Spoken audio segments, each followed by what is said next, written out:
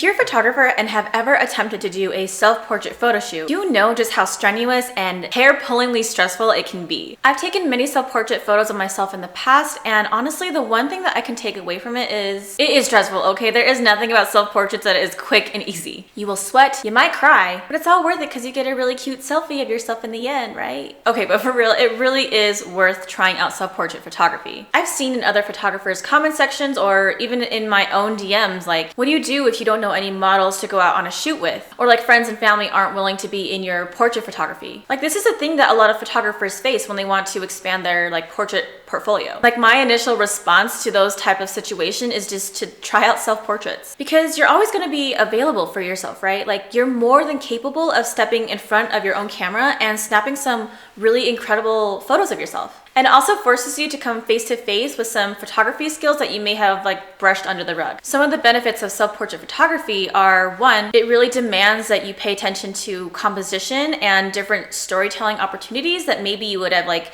glazed over in the past. Second, it like directly puts you in the place of like a client or a model and helps you empathize with the experience of being in front of the camera. A lot of people aren't equipped with knowing how to pose in front of a camera and maybe feel like they have to freeze up or shrink their bodies because a lens can be really intimidating. And being a photographer, I think it's so important for you to understand that experience. And self-portraits is a really great way for you to, learn how that feels. And lastly, the great thing about self-portraits is that it really gives you this like big sense of pride, knowing that you were a one-person team and the sole decider of every aspect of the photo shoot. You're in charge of the photography, yes, but you're also modeling and you're also deciding the set and deciding the lighting. It's really empowering, and once you actually look at the final photos, you're like, I did that. Like, I did all of that. It's just super empowering to practice and to know that you actually have way more skill set under your belt as a photographer than you thought you had. Now, with all those incredible reasons why you should be taking self-portraits, I actually haven't taken a self-portrait since this video, which was posted a couple months ago. It was really fun. I used like a smoke machine to like create this like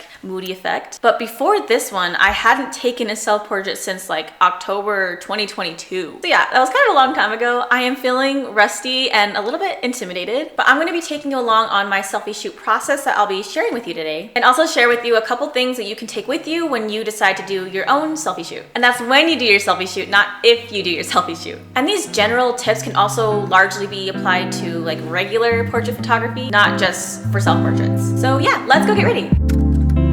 I just started this channel like a little over a year ago, but before starting this channel, I actually started doing photography with doing self-portraits. Maybe you can relate, but when I first picked up my camera, I was so shy that I didn't even know like how to ask my friends if they could model for me. So like taking self-portraits served as a way for me to start my photography journey without the extra pressure of like being socially competent. I put a mood board together that I'll show you guys in a second, but the hair and makeup that I picked is actually a little bit ambitious for my skill set. I don't think I'm that bad with makeup or hair, but I'm certainly not like a professional at it. But I'm excited to try it. I mean, isn't that what art is all about? Just like trying new things that you never would have thought you would have tried like otherwise. Just put in my color contacts. What do you think? From all the self-portraits that I've taken, I feel like one of the biggest things that you should be doing is to really give yourself like a half a day or even like a full day to prep and do the photo shoot. This is because like everything that goes down on a selfie shoot actually takes so much longer than you might think, because you're wearing all the hats. You're doing the modeling, you're doing the set, you're doing the lighting, you're doing the photography, and especially if you're going the extra mile and doing your own hair and your makeup, you really want to give yourself like a lot of time. Even beyond like the technical stuff, there's a lot of like mental blocks that can come up when you're doing self-portraits. And just like speaking for myself, I tend to be like extra critical of my photography in like a non-objective type of way that normally wouldn't happen when we're like shooting someone else. But we'll get more into that later. When was the last time you did a self-portrait shoot, or have you ever done one before? I think I started photography in like 2017 or 2018. I actually kind of miss it. I feel like I kind of fell off doing self-portraits when I went freelance in my photography. I should definitely try to pick it up again. I have been like breaking out so bad recently, and I just like can't figure out why, but nothing a little frequency separation can't do. I've talked about this in the past where a mood board can really give you direction on your photo shoot and make sure that you stay on track. Today I'm taking a page out of my own book and I've created my own mood board for myself. I haven't done this before for like a self-portrait shoot, so I'm excited to see how different the experience will feel. In the past, I've centered a whole photo shoot just purely out of like a location that I saw or like a prop that I like and I wanted to use for a self-portrait shoot. So it was actually really fun to actually put something visually together for myself rather than just like kind of winging it. And I know I have all the information pieces that I need and I won't forget anything because I have it all in my mood board. Okay, I need to get going on my hair. I have been stalling this whole time. I just changed into the top that I'll be wearing and oh my god, this look is like seriously come together and we haven't even put the pearls on just yet. This turned out like way better than I expected it would. I have these like pearl sticker things that I got for a different photo shoot that I did. Actually, one of my favorite shoots that I did. It was like a girl with a pearl earring inspired shoot, but I just had like a ton of pearls left over. Now's the time to use it. I extra love this concept because pearl is my birthstone. I am adding hair and makeup artists to my resume because this is crazy. I honestly cannot believe I did this all by myself. But y'all, look at the mess. This is reality. This is the truth.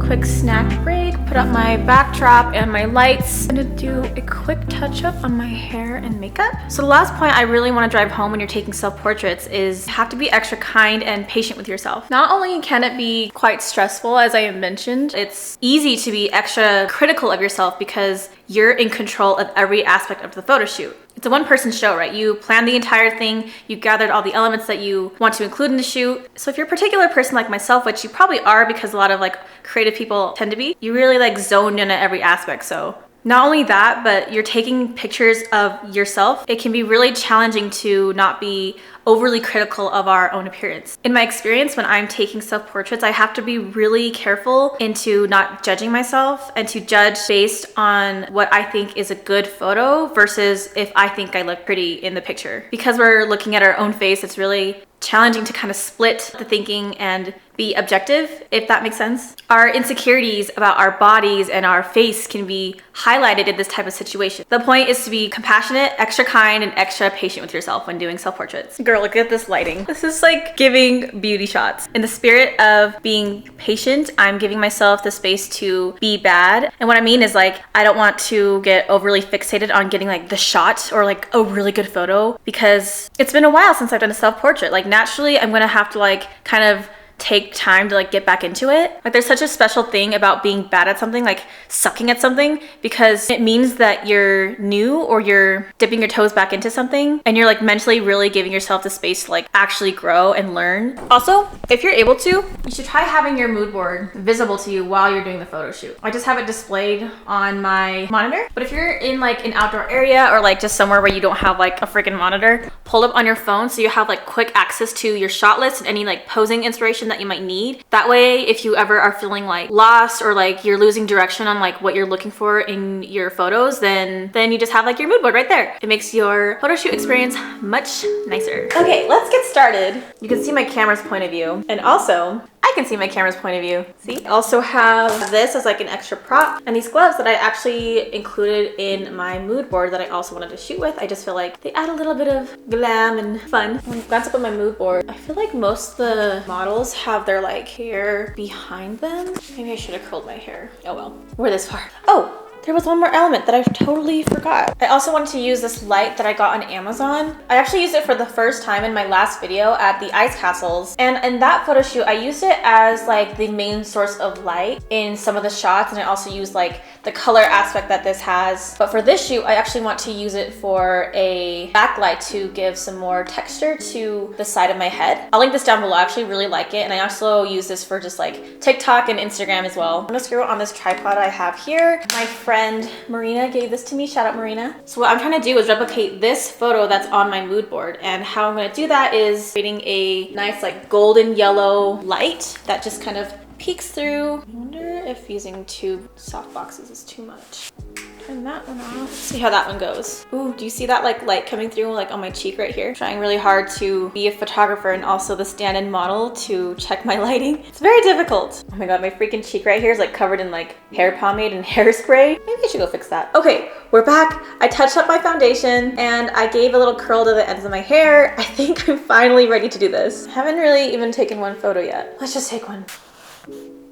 If you're familiar with my photography at all, I'm used to punching out pretty wide or like far away from my model, kind of like this kind of composition. But this is one of the few times where I want to really highlight the makeup, and for that we need to be pretty close. But it does feel a little bit out of my comfort zone because I'm just not used to composing in this way, but we will try.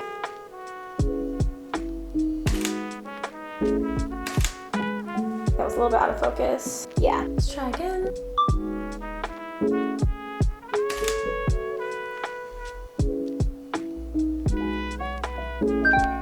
I feel like I want to use like my arm. It looks so funny. It looks so funny from this perspective because it looks like I'm just taking a selfie with my phone. I love the lighting in this one. I feel like this lighting versus like these photos, this one gives more contrast to my skin and actually evens out my skin complexion a little bit. Okay, let's try these gloves. This is where it gets a little bit tricky when I want to use both hands in the shot. So I kind of like, this is full behind the scenes, right? I use my phone as my remote and I balance it between my knees so I can be hands-free. This is me trying to find a cute pose. Oh no, I can't touch my screen with the glove on. Oh boy. Rough.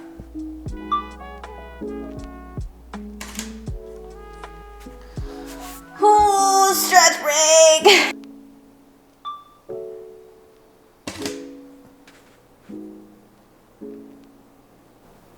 Whew. Would it look bad if I had like a pony? Wait, the pony is so much cuter! What the fuck? Hang on. A moment for the hair? I'm feeling this volume, except I'm not feeling these pesky strands right here.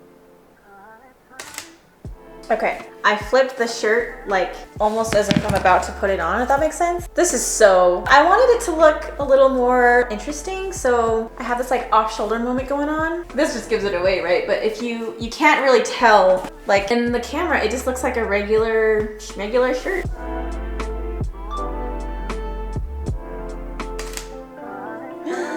Ooh, I like that one.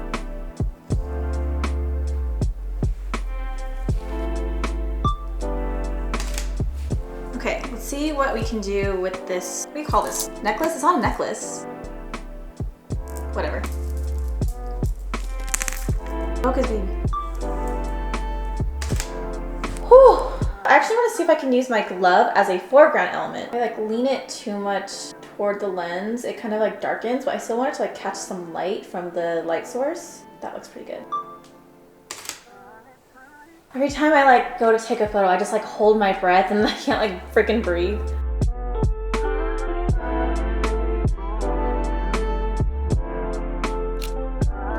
Finally done.